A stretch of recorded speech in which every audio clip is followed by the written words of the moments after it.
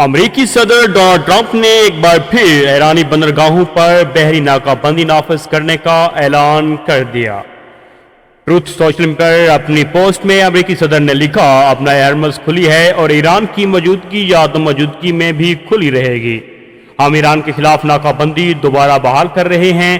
انہوں نے کہا کہ اس ناکہ بندی کا مقصد ایران کے جہازوں اور اس کے گاہکوں کو آنے جانے سے روکنا ہے، تاہم دیگر تمام ممالک اپنا ہرمز کا منصفانہ اور آزادانہ استعمال کر سکیں گے۔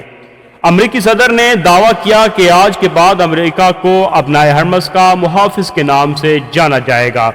تاہم ٹرمپ نے یہ بھی کہا کہ ایک انتہائی غیر مستحکم حصے میں سلامتی اور تحفظ فراہم کرنے کے تمام اخراجات کو پورا کرنے کے لیے امریکہ کو تمام کارگو پر 20% ادائیگی کی جائے گی۔ اس عمل رزق کے نظام کی تشکیل فوری طور پر شروع کی جائے گی۔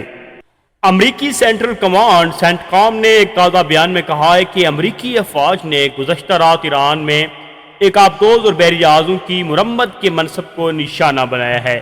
سینٹ کام کے مطابق جنوبی ایران میں واقع بندر عباس نیول بیس کی بندرگاہ پر متعدد یک طرفہ حملہ آور ڈرونز استعمال کیے گئے۔ امریکی فوج نے اس کارروائی کی ویڈیو فوٹیج بھی جاری کی ہے۔ ایکس پر جاری بیان میں سینٹ کام نے کہا، گزشتہ رات کے حملوں نے تجارتی جہاز رانی پر حملے جاری رکھنے کی ایران کی صلاحیت کو کمزور کر دیا ہے۔